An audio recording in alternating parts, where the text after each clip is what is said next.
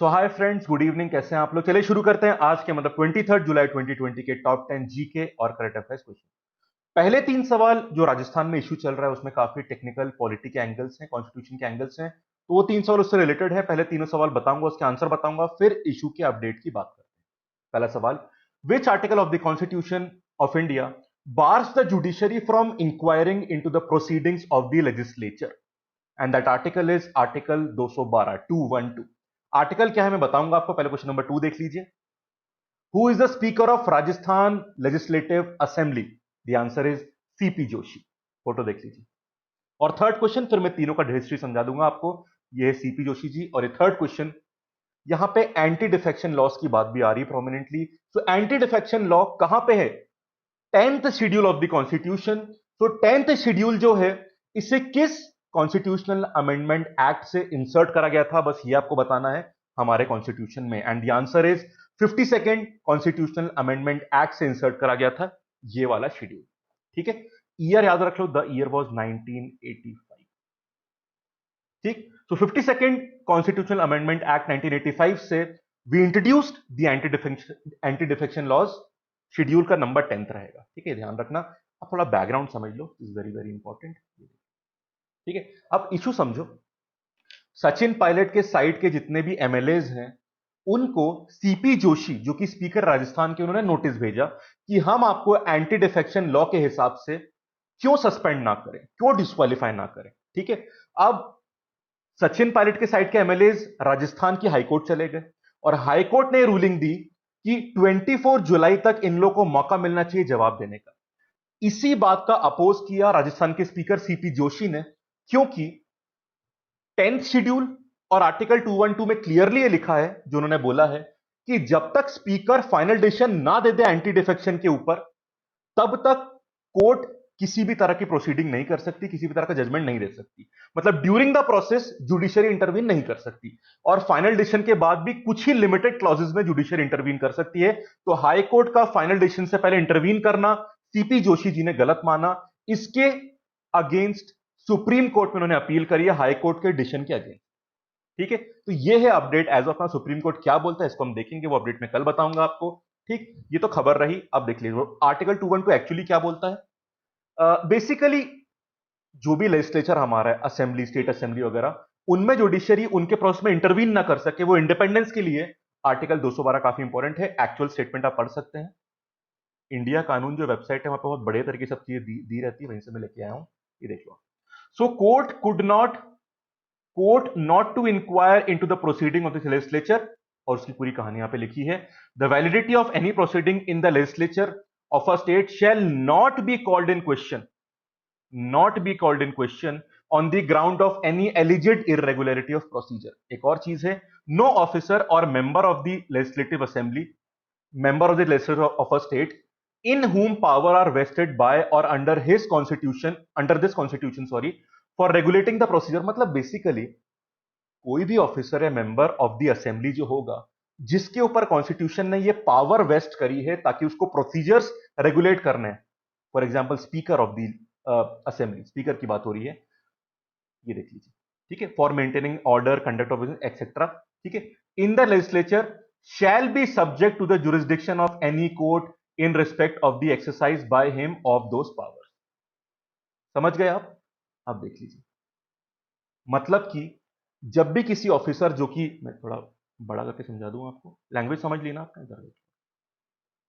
हाँ, तो कोई भी ऑफिसर या असेंबली लेजिस्लेचर का मेंबर जिसकी जिम्मेदारी होगी प्रोसीजर को रेगुलेट करना असेंबली में, ठीक है, कंडक्ट ऑफ बिजनेस मैनेज करना या ऑर्डर मेंटेन करना, वो ऐसा कोई भी officer, it he will not be subject to the jurisdiction of the court with respect to the power exercise by him. और स्पीकर भी जब एंटी डिफेक्शन लॉ लगाता है तो that is to maintain the order या फिर proceeding, तो इसमें भी जुडिशरी का इंटरवेंशन नहीं हो सकता। यह पॉइंट आर्टिकल 212 बोलता है, जिसको बोल के सीपी जोशी जी ने सुप्रीम कोर्ट में अपील करी। ठीक है, क्लियर है बात? चलो, ये सेकंड क्वेश्चन तो क्लियर था। थर्ड वाले में एंटी डिफेक्शन लॉ आप जानते हैं, उसी के ऊपर प्रोसीडिंग चल रही है एक्चुअली। तो एंटी डिफेक्शन लॉ ये बोलती है कि इन सिचुएशन में डिफेक्शन के लिए जो प्रेसिडिंग ऑफिसर है, मतलब चेयरमैन ऑफ राज्यसभा या स्पीकर ऑफ लोकसभा, ये डिफेक्शन को रोकने के लिए मेंबर्स को डिस्क्वालीफाई कर सकते हैं, वो प्रोसीडिंग लिखी है, और इसमें स्पीकर और चेयरमैन का डिसीजन फाइनल होता है। अब कब का डिस्क्वालीफाई कर सकते हैं? अगर कोई इंसान इलेक्ट होने के बाद वॉलेंटरीली अपनी पार्टी की मेंबरशिप छोड़ देता है, या फिर वो पार्टी का जो विप जारी हो रहा है उसको नहीं मानता है, या फिर कोई इंडिपेंडेंट कैंडिडेट पार्टी को ज्वाइन करता है इलेक्शन के बाद, या फिर कोई नॉमिनेटेड कैंडिडेट अगर 6 महीने के बाद ज्वाइन करता है, तो फिर डिस्क्वालीफाई। ये 4 केस होते हैं, ठीक है। तो नॉमिनेटेड वाले के लिए 6 महीने के बाद की ज्वाइनिंग मना है, वरना डिफेक्शन का लॉ यहां पे, एंटी डिफेक्शन का लॉ यहां पे लग जाएगा। ये पूरी कहानी होती है। 1985 में ये एक्ट आया था, बस इतना काफी है। क्वेश्चन नंबर 4, लोनार लेक का कलर बदल रहा था, तो उसके सैंपल भेजे गए थे, रिजल्ट आ चुका है। आगरकर रिसर्च इंस्टीट्यूट जो पूना में है, वो रिजल्ट बता चुके हैं क्यों पिंक हो रही थी लोनार लेक, जो कि आप जानते हैं कि बुल्धाना डिस्ट्रिक्ट में है, महाराष्ट्र में। रीजन देख लीजिए। हेलो आर्किया माइक्रोब्स एक तरह के बैक्टीरिया होते हैं, और जब ऐसा पानी जिसमें सॉल्ट सैचुरेटेड होता है, ऐसे पानी में ये बैक्टीरिया या माइक्रोब पिंक पिगमेंट्स रिलीज करता है, जिस कारण से लोनार लेक पिंक अपीयर हो रही है। ऐसा पूना के इंस्टीट्यूट ने बोला है। फोटो ये आप देख सकते हैं, ये तो लोकेशन है, फोटो ये देख लो आप। लोकेशन यहां देख लीजिए, पूना सॉरी महाराष्ट्र में बुल्धाना डिस्ट्रिक्ट में लोनार लेक, ठीक है। चलो क्वेश्चन नंबर 5, विकास दुबे के ऊपर जो फाइनल पैनल ऑफ इंक्वायरी बना है वो अप्रूव हो चुका है। सुप्रीम कोर्ट ने जो डिसीजन लिया है, यूपी की गवर्नमेंट ने उसे अप्रूव कर दिया है। डिसीजन क्या लिया गया है? इस पैनल ऑफ इंक्वायरी को जो विकास दुबे के ऊपर बनेगी, उसको हेड करेंगे BS Chauhan. He is the retired जज ऑफ द एपेक्स कोर्ट। इसके साथ साथ 2 मेंबर और होंगे, वो देख लीजिए। रिटायर्ड जस्टिस शशिकांत अग्रवाल जो फॉर्मर हाईकोर्ट जज हैं, और KL गुप्ता जी जो कि यूपी के फॉर्मर मतलब रिटायर्ड DGP हैं, डायरेक्टर जनरल ऑफ पुलिस। ये 3 लोग रहेंगे, ठीक। और सुप्रीम कोर्ट ने यह भी बोला है कि इस बात का बहुत ध्यान से इंक्वायरी करी जाए कि इस इंसान के ऊपर, विकास दुबे के ऊपर इतने सारे केसेस लगे थे, फिर इसको पेरोल कैसे मिल गया, बेल कैसे मिल गई इसको, ठीक है। इंक्लूडिंग कुछ तो NSA के, नेशनल सिक्योरिटी एक्ट के प्रोविजन लगे हुए थे, फिर ये इंसान फ्री कैसे हो गया, इससे पेरोल कैसे मिल गई। सुप्रीम कोर्ट ने बोला कि अगर फ्री नहीं होता ये, जेल में तो ये सब पूरे इवेंट होते ही नहीं। काफी और चीजें देखनी है, पर इस बात पे भी सुप्रीम कोर्ट ने स्पेशली बोला। चलिए question number 6, US has ordered China to close its consulate at, answer है ह्यूस्टन, जो कि टेक्सास में है, ठीक है। ये बहुत ही एक्सट्रीम डिसीजन लिया है यूएस ने चाइना के अगेंस्ट। आई थिंक चाइना भी कुछ रिटेलिएट करेगा। तो जो कॉन्सुलेट है चाइना की यूएस में, ह्यूस्टन जो कि टेक्सास में आता है, उसे बंद करना है चाइना को, ठीक है। क्वेश्चन नंबर 7, इंडिया ओरिजिन की एक नर्स है, Kala Narayan Sami. She has been conferred with president's award for nurses for serving on the front line during the कोविड-19 पैंडेमिक। किस देश में इनको अवार्ड मिला है वो आपको बताना है। एंड द आंसर इज, ये अवार्ड इनको सिंगापुर में मिला है। फोटो देख लीजिए इनका, सिंगापुर में अवार्ड मिला है। Great contribution and corona virus, हर देश में मतलब उनकी इंपॉर्टेंस है, तो सिंगापुर में भी देश का नाम भी रोशन किया और वहां पे काफी बढ़िया उन्होंने कंट्रीब्यूशन भी दिया।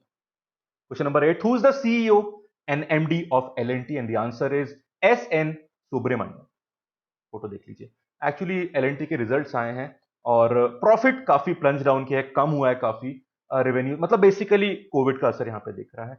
कितना कम हुआ है उन सब परसेंटेज मैंने की जरूरत नहीं है आपको, बट उस समय जो इन आर्टिकल्स में डेटा के साथ साथ जो CEO और MD के नाम होते हैं, दे आर इंपॉर्टेंट, ठीक है। चलो question number 9, Kakrapar atomic power plant number 3, it has attend criticality, मतलब जो एक सस्टेन्ड चेन रिएक्शन होता है यहां पे अब शुरू हो गया। आपको बताना है कि काकरापार कौन से स्टेट में, and the answer is Gujarat, Surat district में। ये देख लो फोटो, फोटो मतलब लोकेशन में बता रहा हूं आपको, यहाँ गुजरात में, काकरापार गुजरात में है, सूरत डिस्ट्रिक्ट। एक बात ध्यान रखना, this is the first indigenously developed 700 megawatt power station, जो कि न्यूक्लियर वाला है, मतलब एटॉमिक पावर प्लांट है, इंडिजिनसली डेवलप, ये इसकी खास बात है, ठीक है। चलो question number 10, India idea summit 2020 किसने ऑर्गेनाइज किया है? And the answer is United states India business council, USIBC ने किया है। इसमें काफी लोगों ने बोला है, नरेंद्र मोदी जी ने, S जयशंकर जी ने, माइक पॉम्पियो, सबने बोला है। इन्होंने क्या क्या बोला है आपको आज के हर पेपर में मिल जाएगा, पढ़िएगा, अच्छे इंसाइट्स मिलते हैं और फैक्चुअल बात आपके सामने है, ठीक है फ्रेंड्स। तो ये थे आज के टॉप 10 क्वेश्चंस। कल फिर मुलाकात होगी आपसे। Thank you, have a nice day.